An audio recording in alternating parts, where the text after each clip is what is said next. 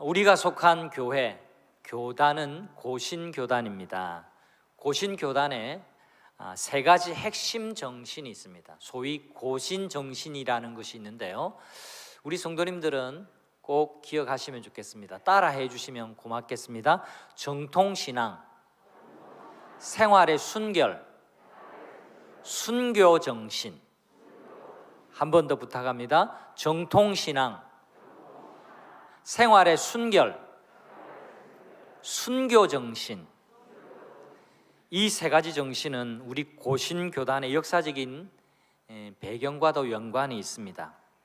우리나라의 가장 암울했던 시기는 뭐니 해도 일제강점기이죠. 일제강점기, 일본은 우리 땅 조선 한반도를 자국의 영토에 합병을 시켰습니다. 그리고 한반도를 대륙 침략을 위한 병참 기지로 이용을 했습니다. 1920년대에는요 경성에, 오늘날 우리 서울이죠, 경성에는 식민지 통치를 상징하는 중요한 건축물들을 세우는데요, 잇따라 완공을 했습니다. 경성역, 서울역이죠. 경성역, 그리고 오늘날의 세종로를 따라서 쫙 오시면 그다음에 조선총독부라는 건물을 또 세웠습니다. 뿐만 아니라 그 옆에다가 또 같은 대로 옆에 경성부청사를 지었어요. 오늘날에 말하면 서울시청이죠. 서울시가 우리나라 수도인데 한 부, 도 밑에 있는 작은 시 단위로 만들어 놓고 그렇게 우리나라 중앙부를 통치했습니다. 뿐만 아닙니다. 1925년에 서울을 대표하는 남산에 일본 건국 신화의 주인공을 모시는 조선신궁을 세웁니다. 그리고 전국 곳곳에 신사를 세워놓고 모든 조선 백성들이 가서 참배를 하라고 그렇게 강요하기에 이르릅니다. 급기야 교회 안에도 신사가 들어와서 예배 시간에 그 신사에 절하도록 강요했더랬습니다. 여기에 맞서서 신사 참배를 거부하고 순교 정신으로 신앙의 절개를 지키다가 투옥되었던 성도들, 그리고 해방을 맞아서 추로 간 성도들이 우리 고신교단의 기초를 놓은 분들입니다. 그래서 우리 고신교단의 정신이 정통신앙, 생활의 순결, 순교 정신입니다.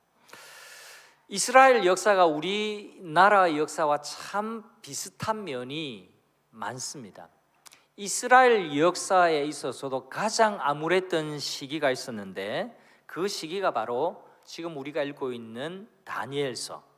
이 다니엘이 온몸으로 겪었던 그 시기라고 말할 수가 있습니다. 다니엘이 어렸을 적에 이스라엘, 유다 나라는 바벨론의 침공으로 말미암아 무너지게 됩니다. 정복당했습니다. 뿐만 아니라 그들의 영적인 자존심, 그리고 역사의 핵심이라고 말할 수 있는 성전이, 하나님을 신앙하는 그 성전이 완전히 파괴가 되고 말았습니다. 사회의 지식층 대부분이 저 먼 나라 바벨론으로 포로로 끌려갔습니다. 다니엘도 그 중에 한 사람이었어요. 10대 때 그는 끌려가서 왕궁 특별훈련소에서 합숙하면서 거기서 바벨론의 학문과 바벨론의 문화를 배우는 포로 이민자 생활을 했습니다. 그 역사의 한 복판에 바로 다니엘이 있었던 것이죠. 다니엘이라는 인물을 생각하면 고신정신과 부합하는 분이라고 생각하지 않을 수가 없습니다. 고신이 아닌 분들은 많고 그건 당신 생각이지요 라고 말할지 모르지만 제가 고신이기 때문에 저는 그렇게 생각을 합니다. 다니엘의 신앙은요, 방금 말씀드렸던 정통신앙, 생활의 순결, 순교 정신 그 자체라고 말할 수가 있습니다. 오늘은 다니엘서 전체를 되짚어 보려고 합니다. 이제 어제부로 다니엘서 읽기가 끝났거든요. 우리가 근 한 달 동안 다니엘 1장부터 12장을 읽었습니다. 그래서 그 결론과도 같은 메시지, 이 다니엘서를 마감하는 설교를 오늘 할까 합니다. 다니엘서 말씀이 오늘날 우리에게 주는 메시지가 무엇인지에 관해서 함께 생각해 보고자 합니다. 첫 번째는 역사를 움직이시는 하나님은 지금도 살아계신 우리의 하나님이시라는 것을 다니엘서는 우리에게 전해주고 있습니다. 여러분, 하나님이 역사를 주관하고 계심을 믿으십니까? 역사의 거대한 수레바퀴를 움직이시는 분이 계시는데 그분이 바로 하나님이세요. 뿐만 아닙니다. 그 하나님은 지금도 살아계신 다니엘만의 하나님이 아니라 우리의 하나님이시라는 사실을 다니엘서는 우리에게 전해주고 있는 겁니다. 다니엘서는 크게 두 부분으로 나눌 수가 있습니다. 전반부 1장부터 6장까지는 다니엘이 직접 경험한 사건들이에요. 왕의 진미를 거절한 것, 금신상 꿈 느부갓네살이 꾸었던 그 꿈을 해석해 준 이야기, 또 금신상에 절하지 않는다라는 이유로 풀무불에 던져졌지만 하나님이 보호해 주셨던 놀라운 친구들의 이야기, 사자굴에 던져졌으나 살아 돌아온 이야기들은요, 암울한 역사 이야기를 보여주는 한 단면들과도 같습니다. 그러나 그 암울한 역사 가운데서도 보석처럼 빛나는 놀라운 이야기가 아닐 수가 없습니다. 다니엘 그리고 그 친구들의 이야기지만 사실은 하나님의 이야기예요. 거기에 하나님을 빼놓고 다니엘 이야기를 이어갈 수가 없어요. 풀무불에 던져졌던 다니엘의 세 친구 사드락, 메삭, 아벳느고의 이야기 속에 하나님을 빼놓고서는 설명할 수가 없습니다. 암울한 역사 가운데서 괴로워 신음하던 다니엘이 깨달은 한 가지의 사실이 있습니다. 그것은 하나님의 보이지 않는 손이 역사하고 계신다라는 사실입니다. 그래서 끝까지 다니엘은 하나님을 신뢰했습니다. 보이지 않지만 보이지 않는 하나님의 손길이 자신을 이끌고 가시고 친구들을 이끌고 가시고 자기 민족을 붙들고 계시다라는 사실을 그는 경험했던 겁니다. 그 믿음 때문에 그는 먼 이방 나라에 끌려가서 살았지만, 포로 이민자로 살았지만 그 바벨론 나라에 동화되지 않고 하나님의 백성으로 끝까지 살았습니다. 그 믿음 때문에 위기 가운데서도 신앙의 절개를 꺾지 않았습니다. 말 그대로 정통신앙, 생활의 순결, 순교 정신으로 그는 10대 때부터 80세가 넘는 그런 노인이 될 때까지 그렇게 살았습니다. 사랑하는 성도 여러분, 여러분이 겪는 크고 작은 모든 일에 하나님이 함께 하고 계심을 믿으시기를 축복합니다. 하나님이 안 계셨으면, 하나님이 좀 안 보셨으면 하는 때가 여러분에게 있습니까? 포기하시기를 바랍니다. 하나님이 안 보셨으면, 하나님이 좀 안 계셨으면 하는 때는 없고요, 그런 때는 존재하지 않습니다. 하나님이 안 계시고 하나님이 안 보시는 때는, 그런 장소는 없습니다. 중세시대의 한 수도원에 있었던 이야기라고 전해지는 이야기가 있습니다. 수도원장이 특별히 아끼고 사랑하는 수도원생이 한 명 있었습니다. 그런데요, 그 수도원에는 그 수도원생만 있는 게 아니라 그 동료, 친구 수도원생들 같이 있었거든요. 스토리 예측을 해보세요. 어땠을까요? 다른 수도원생들이 막 미워했습니다. 왜? 사랑을 혼자 독차지하는 것처럼 보이니까 미운 틀이 바뀌었어요. 그래서 왕따도 하고 막 싫은 소리를 하고 막 그랬습니다. 어느 날 수도 원장이 수도 원생들을 다 모아가지고 일을 하나 시켰어요. 과제를 내었습니다. 참새 한 마리씩 주면서 여기 있는 참새를 아무도 안 보는 데 가서 이 새를 잡아와라. 죽이고 그리고 나한테 가지고 와라. 그렇게 명령했습니다. 시간이 지나자 수도원생들이 한 명씩 두 명씩 계속 들어왔습니다. 시키는 대로 다 했어요. 근데 아무리 기다려도 그 다른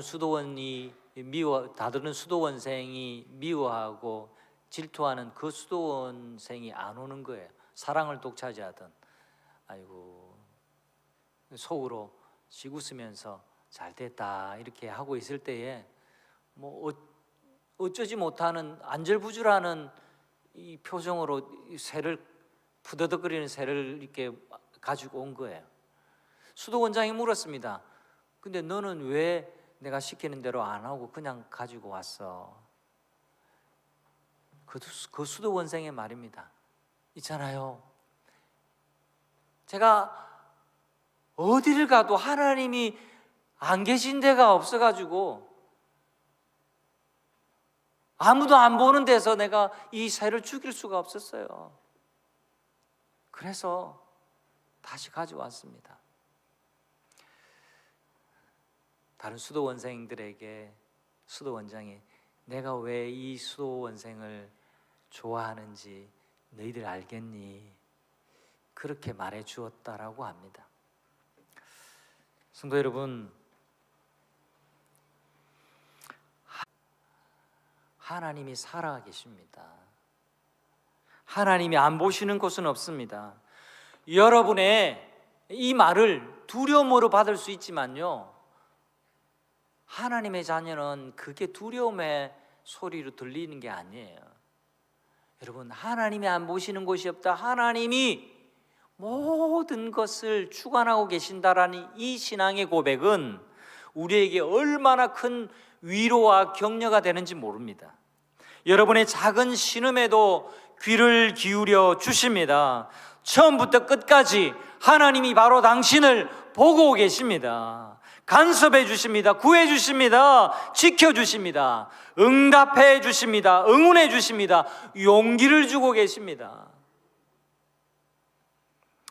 여러분 가운데 한 주간을 사시면서 이런저런 이유 때문에, 문제 때문에 신앙적으로 또 심리적으로 위축된 분이 계시다면 이 다니엘의 이야기 속에서 하나님의 이야기를 발견하시기를 바랍니다. 다니엘의 이야기에는요, 하나님이 계십니다. 여러분의 이야기 속에도 하나님이 계십니다. 우리 인생에 하나님이 계십니다. 하나님이 역사하십니다. 하나님이 인도하십니다. 하나님이 좋은 동화 이야기를 우리에게 성경으로 주신 것이 아닙니다. 우리가 이 생명의 말씀을 오늘도 읽고 귀 기울이는 이유는 그 하나님이 바로 우리의 하나님이기 때문에 그렇습니다. 다니엘을 지켜보고 계시고 거대한 역사의 수레바퀴를 움직이셨던 그 하나님이 여전히 살아계시며 우리 삶에 관여해 주시고 간섭해 주시고 인도해 주시고 지켜봐 주시고 돌봐 주시기 때문에 그걸 알라고 하나님 우리에게 이 성경을 주시는 겁니다. 다니엘서를 마감하면서 한 가지 더 생각해 볼 건요, 우리 모두 순결한 믿음의 계승자로 살아가야 합니다. 다니엘 멋진 사람, 이걸 말하려고 하는 게 아니에요. 다니엘이 그렇게 살았던 것처럼 적그리스도, 사단, 박해자는 언제든지 있으니까 믿음을 버리지 말고 순결한 믿음의 계승자로 살아가라 라는 메시지가 여기 있습니다. 오늘 본문 보세요. 그가 또 언약을 배반하고, 그는 적그리스도입니다. 그가 또 언약을 배반하고 악행하는 자를 속임수로 타락시킬 것이나. 하나님의 백성들을 타락하게 하는 그 과정에서도 그 다음 보세요. 오직 자기의 하나님을 아는 백성은 강하여 용맹을 떨치리라.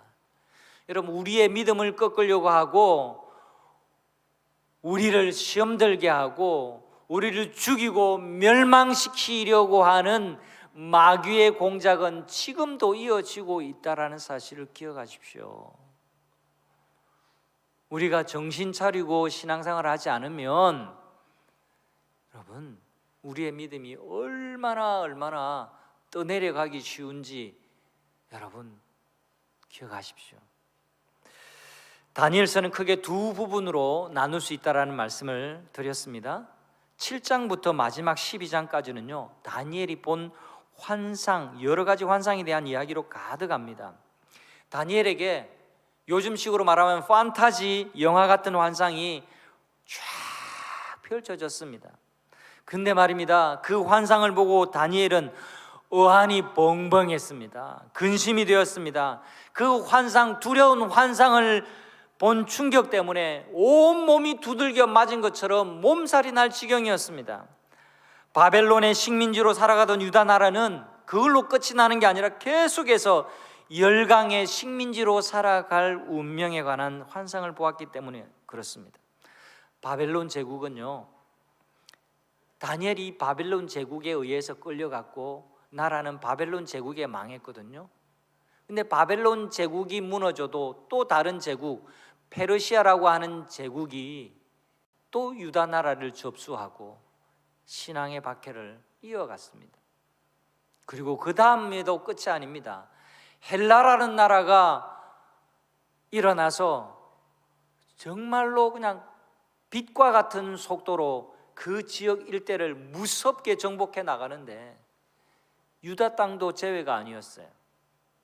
그리고 그 큰 나라는 4개의 나라로 쪼개졌는데 다시 이제 월드컵 결승전처럼 4강에서 2강 결승전이 돼가지고 남방왕과 북방왕이 끊임없이 여러 차례 싸우는데 고래 싸움에 등 터진다고 가운데에 있던, 지정학적으로 가운데에 있던 유다 나라가 얼마나 고초를 많이 겪었는지 모릅니다. 피눈물 나는 고초를 많이 겪었어요.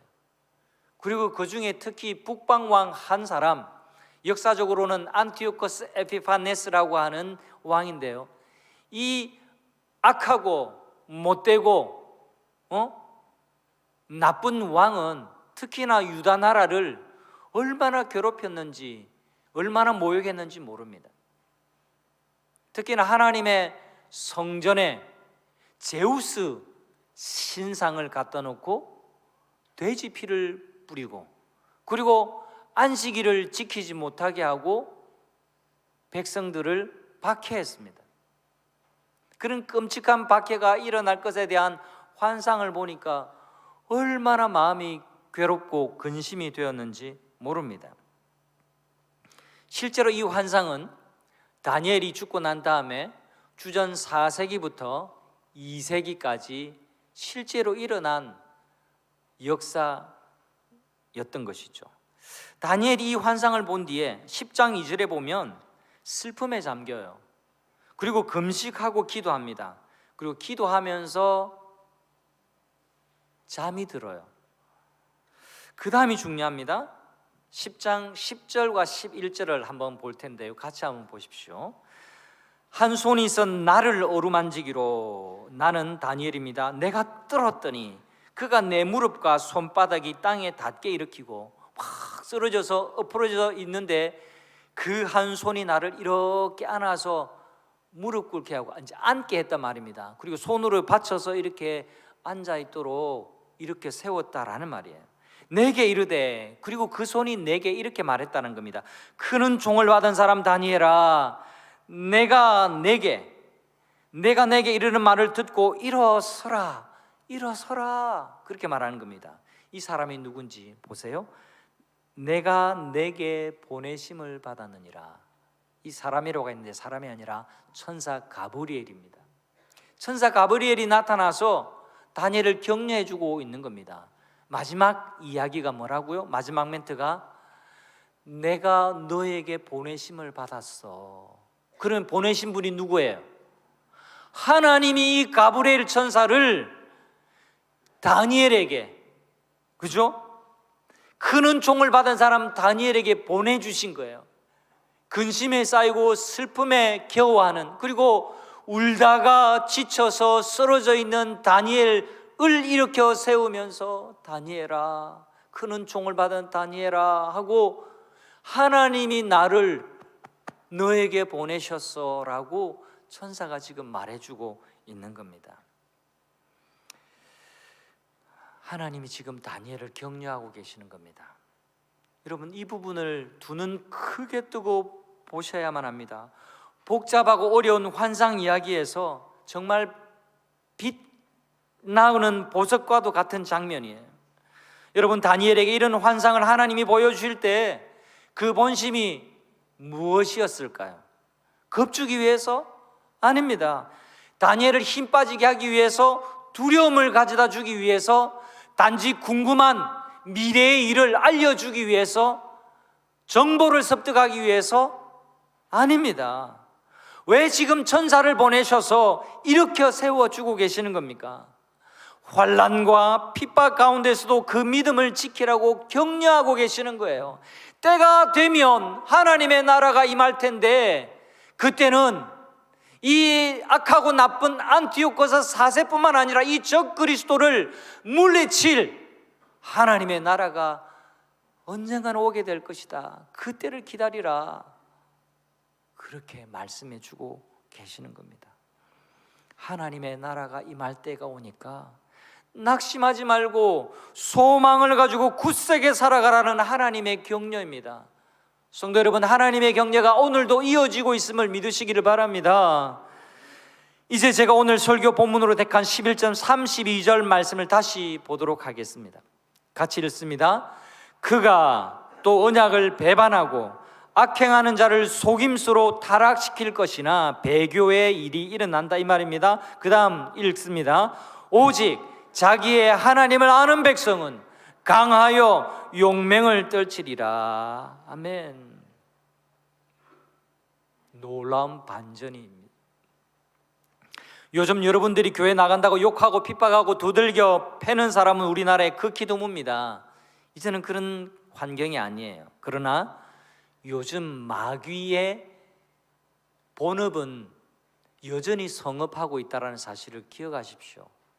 마귀는요, 핍박하고 박해하는 방법도 하지만 마귀의 본업, 마귀의 목적을 달성하기 위해서는요, 다른 방법을 항상 꺼내고 우리를 공격한다라는 것을 기억하십시오. 요즘 마귀는요, 많은 경우 이전에는 박해를 했지만 이제는 게으름과 자기 합리화, 물질주의와 자기 중심적인 이기주의에 우리를 서서히 물들게 해서 참된 신앙에서 멀어지게 하는 겁니다. 여러분, 개구리를 물에 끓이는 법 들어보셨죠? 물이 펄펄 끓을 때 개구리를 집어 던지면 뜨거워서 그냥 튀쳐나오지만 차가운 물에 담가 놨다가 조금씩 물을 데우면 개구리가 노곤노곤해지고 물이 따뜻해지는 게 뭐 온천에 왔나 이렇게 하다가 이제 끓어 죽는 거죠. 이거 참 개구리만의 이야기가 아니라 우리 이야기이기도 해요. 오늘날 사단이 성도를 유혹하는 방법은 매우 교묘합니다. 적당히 해. 네가 편한 대로 하면 안 돼. 다음에. 목사님 맨날 큐티책 사라는데 다음에 하면 되지. 헌신도 다음에. 요즘 마귀가 걸어놓은 최신 유행하는 유혹 상품이 바로 이런 것들입니다. 하나님을 아는 지식이라는 굉장히 좋은 책이 있습니다. 기회 다음에 여러분 꼭 한번 사보셔도 됩니다. 제임스 패커라는 분이 지은 책인데요, 이 책에 나오는 구절을 소개하고 싶습니다. 잘 들어보십시오. 하나님을 아는 백성은 복음 실천의 요구, 산상순적 삶의 요구를 받아들이고 그것이 설복되고 그 강령대로 살아내는 백성이 하나님을 아는 백성이다, 그렇게 말합니다. 하나님과 영적 친밀함을 나누는 백성만이 하나님 아는 백성입니다. 부와 권력과 쾌락에 탐닉하지 않고 저항력을 보유할 수 있다. 세상 유혹에 저항한다라는 겁니다. 왕의 명령에 저항한다라는 겁니다. 금신상에 절하라고 하는 요구 앞에 저항한다라는 겁니다. 그래서 하나님을 아는 자들은 강한 용사들이다. 하나님의 백성의 강함은요, 다른 사람을 굴복시키는 강함이 아닙니다. 목소리 크게 내고 다른 사람을 위압하고 그렇게 해서 다른 사람을 군림하는 그런 강함이 아닙니다. 성도의 강함은 나 자신 안에 넘치는 흉악한 짐승 같은 야욕을 정복하는 능력입니다.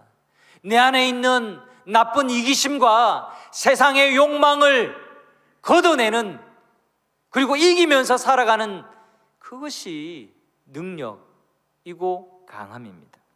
예수님처럼 온유해지는 것이 강함입니다. 내가 가진 것으로 나누어 줄 아는 것이 강함입니다. 내가 높은 자리에 있다면 그 지위를 가지고 낮은 사람을 위해서 돕고 섬기는 것이 강함입니다. 여러분, 하나님의 영광을 위해서 손해를 감수하는 삶을 사시기를 축복합니다. 그게 하나님을 아는 백성의 삶이에요. 여러분, 손해를 감내하시고 익숙해지도록 기도하시기를 바랍니다. 그렇게 사는 것이 강한 하나님의 백성이 되는 겁니다. 최근에 우리 교회 주변이 매우 많이 개선되고 있습니다. 계단 데크 5개월이 모자라는 2년 전에 와 보니까 계단 데크가 시커멓고 오래되고, 아유, 저거 좀 바뀌었으면 좋겠는데, 제가 새벽기도 올 때마다 마음으로는, 기도는 그냥 기도의 형식은 갖추지 않았지만 마음으로 늘 생각을 했습니다. 여러분, 오늘도 보셨겠지만 우리 교회 주변 많이 좋아졌죠? 네, 많이 좋아졌습니다. 아스콘도 새로 깔고 밑에 페인트 지금 몇 주째, 여러분은 일주일에 한 번 오시는지 모르겠지만 저는 매일 하면서 이 공사 현장을 보고 있잖아요. 재밌어요. 이 교회 주변이 바뀌는 게 참 감사합니다. 여러분, 이 돈 수억 드는 공사입니다.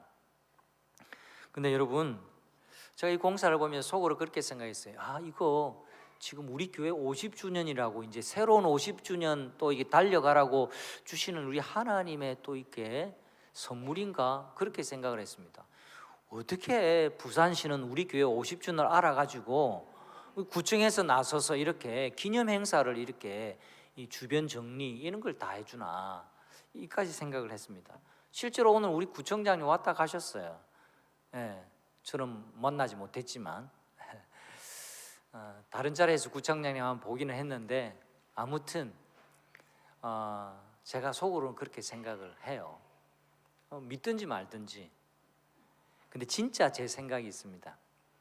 방금까지는 한번 웃으시라고 했는데 여러분 굉장히 진지하시네요.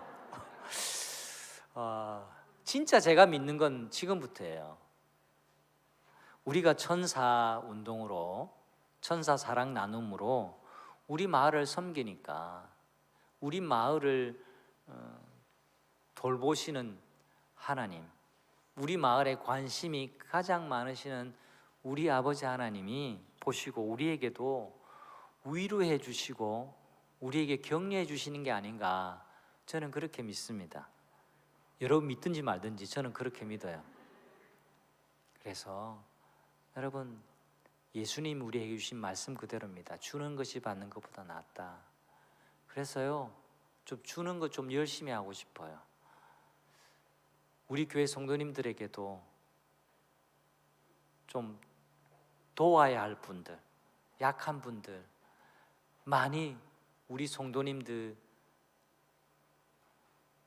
좀 섬기고 싶어요. 우리가요 많이 흘러보내니까 한 해 동안 우리 교회도 참 많이 복을 받았습니다. 이때는 아멘 해주시면 좋습니다. 여러분 복 받았다고 생각 안 하세요? 복 많이 받았습니다. 공동의회 때 보고해 드릴게요. 우리 교회 복 많이 받았습니다. 여러분들 통해서 하나님이 복을 주신 거죠. 하나님이 주신 거죠. 하나님의 이름을 아는 백성으로 살아가십시다.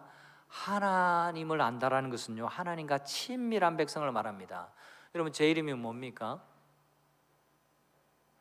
제 이름 아시죠? 네. 제 이름을 아신다는 것은 저하고 좀 친하다라는 뜻입니다. 우리 동네 사람들 다 제 이름 모릅니다. 하나님을 아는 백성이라는 것은요, 하나님이라는 신은 알고 있지만 진짜 하나님을 사랑하고 하나님과 친밀하고 하나님과 가까이 하는 사람, 그 백성을 의미합니다. 하나님을 아는 백성은 강하고 용맹을 떨칠 것이다, 그렇게 말씀하고 있습니다. 하나님과 친밀한 사람의 특징, 강합니다. 유혹 앞에 강하고, 죄악 앞에 강하고, 이심 앞에 강하고, 인간적인 생각 앞에서 강하고, 예수님처럼 강합니다. 그리고 어딜 가나 기죽지 않고 용맹을 떨치는 사람입니다. 사랑으로 강합니다. 섬김으로 강합니다. 겸손으로 강합니다. 희생으로 강합니다. 용맹을 떨친다, 복음 전가한다라는 겁니다. 한 주간 여러분, 교회 다니다가 낙심한 분들, 복음을 알지 못하는 분들에게 용맹을 떨치시고 복음을 전하십시오. 믿고 안 믿고는 여러분 책임 아니에요. 여러분 책임 아니에요. 복음을 전하면 하나님이 그 복음이 능력이기 때문에 복음이 역사하게끔 하나님께서 움직이실 줄로 믿습니다. 시간 좀 갔지만 1분만 더 말씀드릴게요. 지난주에 피택, 이제 직분자 피택이 나왔지만 제가 피택된 분들에게 아무에게도 축하합니다라는 말을 안 했습니다. 속으로 서운해하지 마십시오. 반대로 후배에 올랐지만 피택 안 되신 분들에게 아무에게도 힘내세요. 아유, 용기 내세요. 괜찮습니다. 이런 말 한 적이 없습니다. 여러분, 안 되신 분들을 위해서 먼저 말씀드립니다. 하나님이 여러분을 보시는 관점은 변함이 없어요. 하나님이 비택 받은 분을 더 사랑하시고 비택 안 받은 분은 덜 사랑하셔서 그런 차원이 아닙니다. 비택 받으신 분들에게 말씀드립니다. 이제 하나님을 아는 백성으로 더 강해지고 더 용맹스러워지라고 하나님이 그 자리로 부르셨다라는 것을 기억하시기를 바랍니다. 온 성도님들도 이제 살아갈 이 한 주간 하나님을 아는 백성은 강하고 용맹을 떨치리라, 하나님이 이 약속을 주셨는데 강해지는 한 주간, 용맹을 떨치시는 복된 한 주간 되시기를 우리 주님의 이름으로 축원합니다.